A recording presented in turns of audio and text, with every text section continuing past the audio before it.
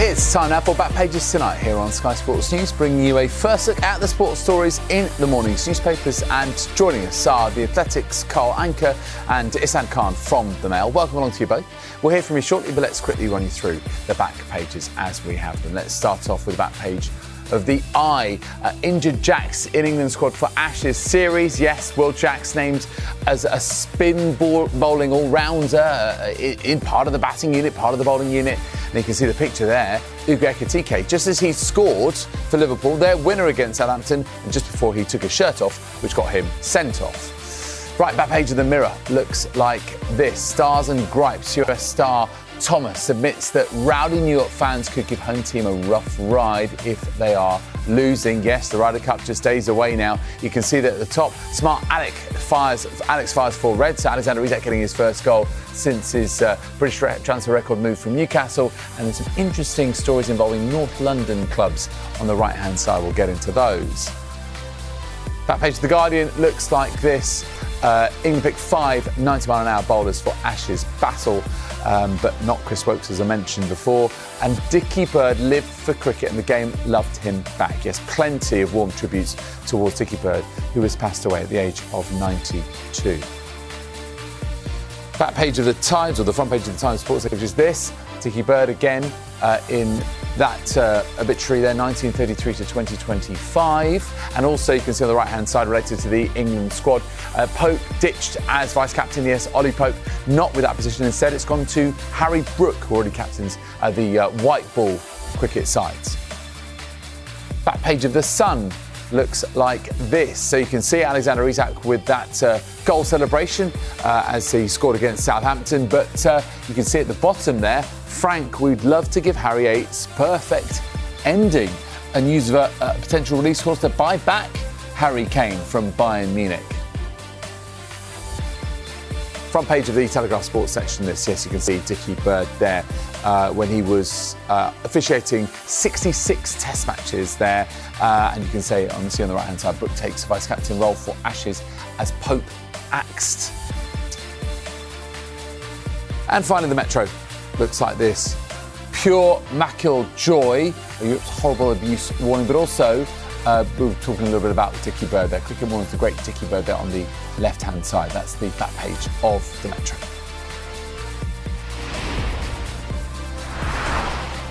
All right, so let's start off with Liverpool, shall we? Just about getting through their Carabao Cup third round tie against Southampton at Anfield, doing so by beating them by 2-1. Let's have a look at the back page of the Eye, shall we? So another late goal, but unfortunately, Ugo Ekitike perhaps didn't know about the rules in terms of taking his shirt off. He had been booked before and then got booked a second time. In terms of just Liverpool and their season so far, though, Carl, I mean, you know, they're making a habit of this, aren't they? Scoring late, getting the win. Absolutely. This is a Liverpool team that we know want to sign Mark Guehi on deadline day, but couldn't due to difficulties with deal sheets and whatnot. So they aren't perhaps with the defensive reinforcements they have. However, when you've got players like Ugo Ekitike to come off the bench for Alexander Isak, who started and scored in the first half, they are always going to have a puncher's chance of winning games. So the fun thing for a neutral is that they are good, but still not invulnerable. The good thing for Liverpool fans is that they are not yet fully settled and in fifth gear, and yet they're still blowing everyone away. And I suppose the less interesting thing, if you're a rival, is you're wondering, are they ever going to slip up? Yes, I mean, this is it, isn't it? You know, they call it form of champions when you win like this without necessarily playing well or pulling up too many trees. But you're right to point out their, you know, prolific front line now, and you know, it promises to be so with Isak now off the mark. Let's have a look at the back page of the Mirror. You can see him at the top there. A smart Alex fires for Reds. Isan, I mean, we know that he's had a little bit of an injury. He's been away on international duty with Sweden. But how would you assess now his first few steps as a Liverpool player and finally getting that first goal? Overall in the game today, he was fairly quiet, but the main thing is he's off the mark. I'll be absolutely delighted just to score. It doesn't matter the opposition. It's just getting off the mark. He has that big price tag of £125 million. attached to his head. So from here, you can really kick on. And Liverpool deserve credit here in the way that they've slowly bedded him in. He's obviously not had a pre-season because had that issue, that long-running saga over the summer with going on strike, forcing his move away from Newcastle. So Liverpool have been careful here in how they've introduced him, embedded him in. Obviously, Atletico Madrid last week, they took him off in the second half. Here today, he scores, he's off the pitch at half time. So Liverpool deserve credit here in the way that they've handled this. And from here on in, hopefully, for his sake and Liverpool's sake, you can really kick on and start to go up further in levels in the games to come. Let's just go back to the eye, and we mentioned Hugo Ekitike briefly there before. I mean, yes, a goal, and it was. I tell you what, the Federico Chiesa touch and then just laying it off to him, that was special. Easy goal for Ekitike, but how silly was it, Carl? You know, to get himself sent off, and now he will be suspended for the game against Crystal Palace at the weekend. Absolutely, suspension that will ruin many a fantasy Premier League manager's plans for the weekend. I quite enjoyed Jeremy Frimpong running up to Hugo Ekitike after the goal and going, "What on earth have you done here?" So Ekitike started the season very, very strongly. He is a phenomenal striker, and it makes a lot of sense that it wasn't just Liverpool were interested in him in this summer, but also I believe Chelsea were interested in him. And I think Manchester United had a little sniff before they realised he would be quite expensive. So this suspension opens up more space for Isak to get minutes into his legs and start and possibly even play longer than 45 minutes. But yeah, an unnecessary snafu for a Liverpool machine that seems to be just growing from strength to strength. Yeah, but I mean, I think it is a significant bit of news, this, because obviously Crystal Palace have started the season well under Oliver Glasner. Let's go back to let's go to the Sun now and talk a little bit about Harry Kane. Thomas Frank, we'd love to give Harry a perfect ending because there's news that he could have a release clause that kicks into his Bayern Munich contract at the end of the season, that he could be signed for £56.7 million, Tom Barkley writes in his piece. Ihsan, the change of manager, I mean, here's the thing, I mean, you know, Thomas Frank has made it very clear he would like to see Harry Kane back at Spurs. Would Kane fit in a Thomas Frank side? Of course, Thomas Frank would love Harry Kane back, but it'd be absolute madness for Kane to want to move back with the position he's in now. He's at Bayern Munich. He's scored, I think it's 95 goals in 102 appearances for the club. They've got the likes of Serge Gnabry, Diaz in attack. He's in a great place here to win real silverware. If he goes back to Spurs, that's not going to be likely anytime soon in terms of silverware, it looks like, compared to Bayern anyway. So, yes, from a romantic side, you could say he's 34 and ending his career there would have that romantic tale to it. But from a purely rational point of view, it'd make absolutely no sense in any way. In terms of how far he is behind Alan Shearer's Premier League all-time goal-scoring record, 47 goals. You'd imagine if you're someone like Harry Kane, you could get that in 2 to 3 seasons. He's 32 years of age. How much of a pull do you think that would be, Carl, that individual motivation? Oh, yeah, I think it's there. I do believe the two may have joked about it in the past, Shearer and Kane. Obviously, they've crossed paths more than once.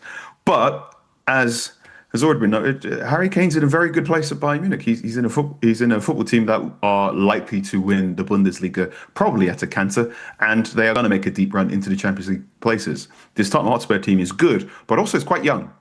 And I mean that in both senses of the word, in that they have a lot of young players, and also these young players are still bedding in together.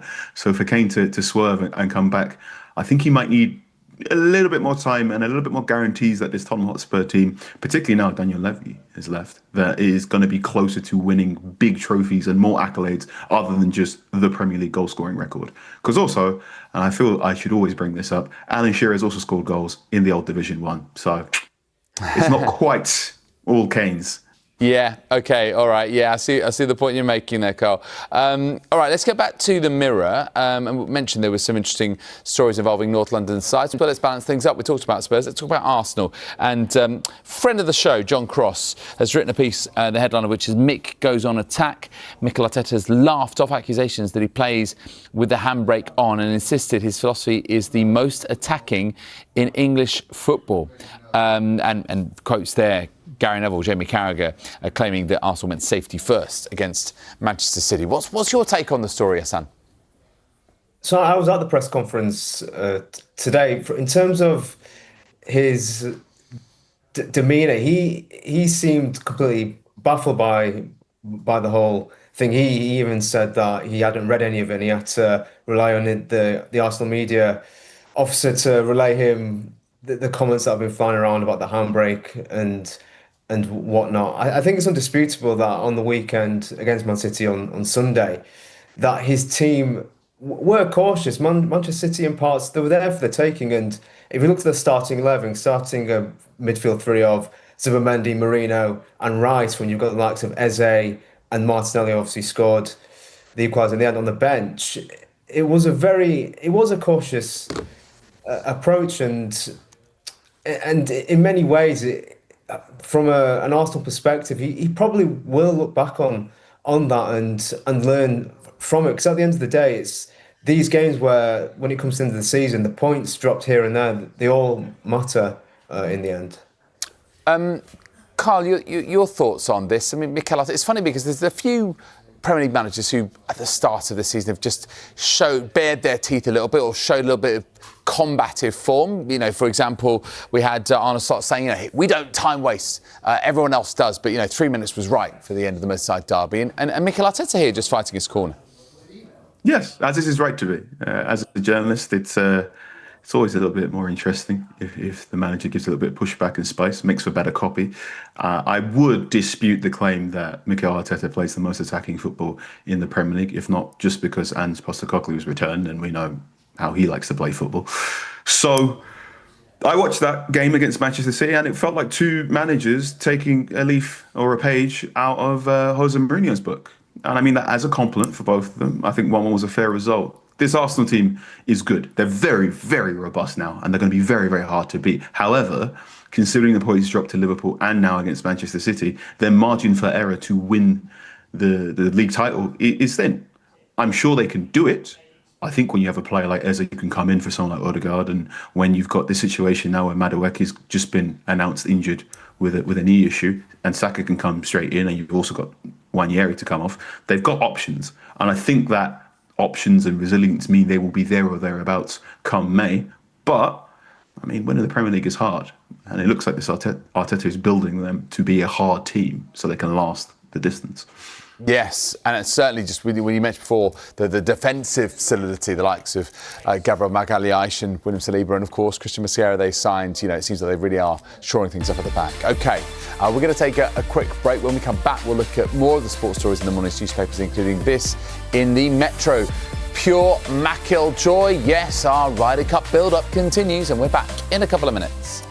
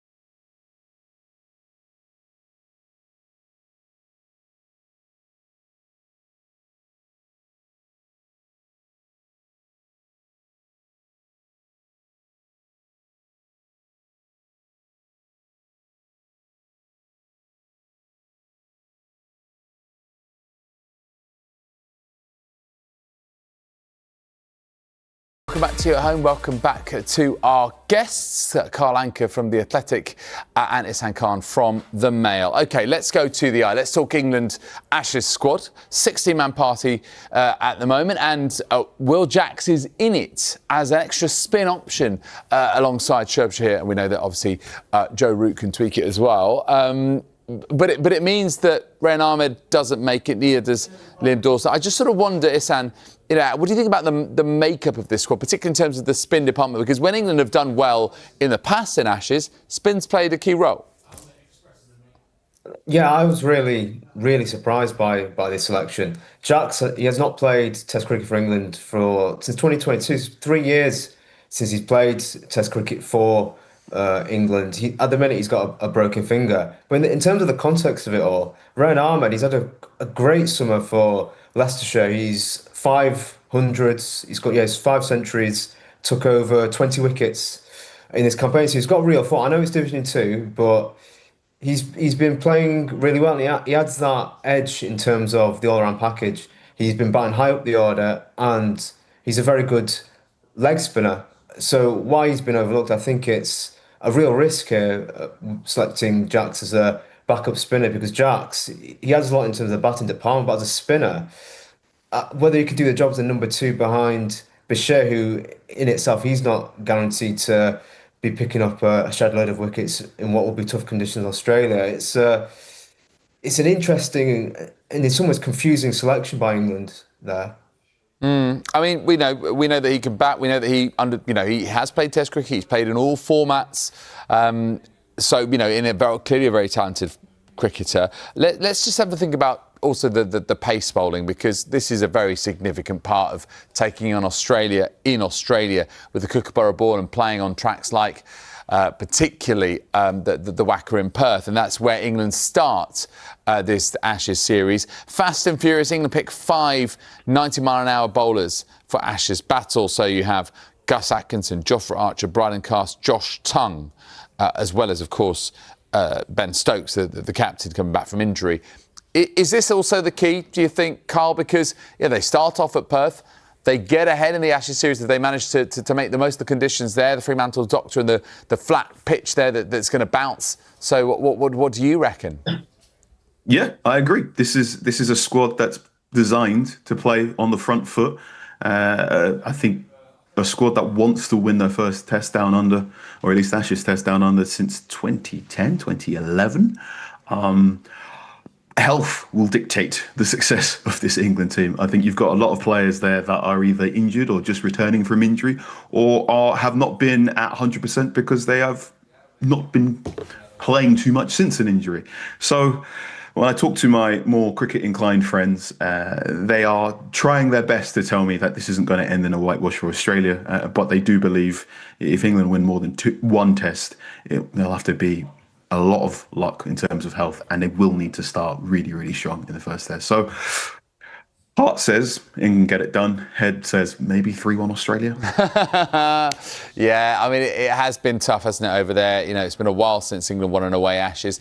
But also, there is another little sort of significant announcement, which is that Harry Brook has been given the vice captaincy, Ihsan, and Ollie Pope now doesn't have that role. You can see it here back in this Times sports section. Pope ditched as vice captain. So, is that, I suppose, paving the way for him to potentially be eased out of the side? We know that Jacob Bethel is a young player that England want to develop. It certainly makes the route for Bethel to come into the team easier. If that is to happen, it'll be very harsh on Pope. He's averaged, I think, about 41 at number 3. So he has been dependable, and he's stepped up when he's played for England. He has struggled against the better sides like India and Australia. And in the tests in the summer against India, he did okay, could have done better, but he hasn't particularly failed as such. So to be ousted for a 21-year-old who is very, very talented, but has yet to score a first-class 100, again, that would be a gamble. Bethel's got undisputed talent, but whether the time for him to play in that 11 is now, that's a difficult question to answer.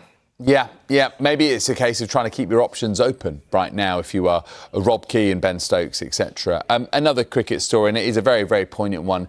A man who was immensely popular, such a character in the world of cricket, has sadly passed. That is Dickie Bird, the former umpire who officiated in 66 Test matches. There he is, his dates 1933 to 2025 in the Telegraph. Farewell to a true national treasure, and he really was that, wasn't he, Carl? I mean, he seemed to have, as well as being a supreme officiator of the game and umpiring brilliantly and generally getting those calls right. I think one of the other things is his ability to diffuse tension when there was so much of it out on the field of play, just with a little smile and a wink, and just it's all a game, guys. Absolutely, he was the gentleman's gentleman, and he's a testament not just to cricket but also to all sport in general. That you can love your sport and you can bring great passion to your sport, not necessarily by playing. This is an icon of English cricket, but he's never actually, run a ball for the national team. So, I mean, this is a man who, I think there's an interview with the Telegraph where he revealed he was in letter correspondence with Queen Elizabeth. Such was his beloved nature with cricket. And yes, one thing about being a good umpire, a good referee, is being able to read the room, understand the atmosphere, understand when to lower tension, and understand that people want to be entertained. The best way for people to be entertained is by making sure all the athletes involved are tip-top at their best and paying attention to the rules rather than paying attention to what the umpire is doing. So he will be sorely missed, and this is a man who openly said he was married to cricket, and cricket will sorely miss him. Yes, absolutely right. And a man also who, just seemed to really, be such a proud Yorkshireman as well as, an English umpire, perhaps known more for being a Yorkshireman who was very proud of his heritage. Absolutely right. Let's finish off author too. Yeah, yes, absolutely, yeah. Ryder Cup to finish off with, guys. Back page of the Express. Now, Justin Thomas has given some interesting comments. He fears that the New York fans will give Team USA a rough ride if they falter. So it'd be fascinating to see what Luke Donald does in terms of, his picks, in terms of how he structures things for the first day on Friday, that for opening session, to try and get on top of the USA. But what do you make of this, Hassan? Because, we're expecting it to be really harsh, colder atmosphere for Team Europe, but maybe not the case. Well, I think with these big sporting events, there's often a subplot or two that arises in the days ahead. And for me, the main one here is the pay disputes of the Team USA players getting paid. Obviously, the European players choosing not to, and the US players getting paid for the first time. I think it's $500,000 overall, $300,000 as a charity donation, but then with the $200,000, they can choose to do that with what they will, which could potentially be pocketing it themselves. I think Rory McIlroy summed it up quite well, where he said he'd pay for the privilege to play in a Ryder Cup. And I just think this whole money issue, which is in the last few days has gone back and forth in terms of the different stories around this matter, it has heightened the attention and the drama around this tournament. Just really briefly on this, Carl, just on the back page of the Mirror, Stars and Gripes, same sort of story from Justin Thomas, but we know that the US President Donald Trump is going to be in attendance. Obviously, he loves his golf. Could that be a hindrance rather than a help? Roughly 30 seconds, if you can, Carl. Possibly. It's the Ryder Cup. Stranger things have happened than a US president turning up to throw someone off their nerve. I'm very much looking forward to see how Rory McIlroy approaches this. I bumped into him just before the Europa League final in Bilbao, and he was in a great mood because he's having a great time. So all the best to Team Europe, and I hope they can win. Well, we'll see. We will see. Definitely their best chance for a while, you would imagine, even though Bethpage Black, oh, my goodness, that is a tough old course to play for 3 days over the weekend.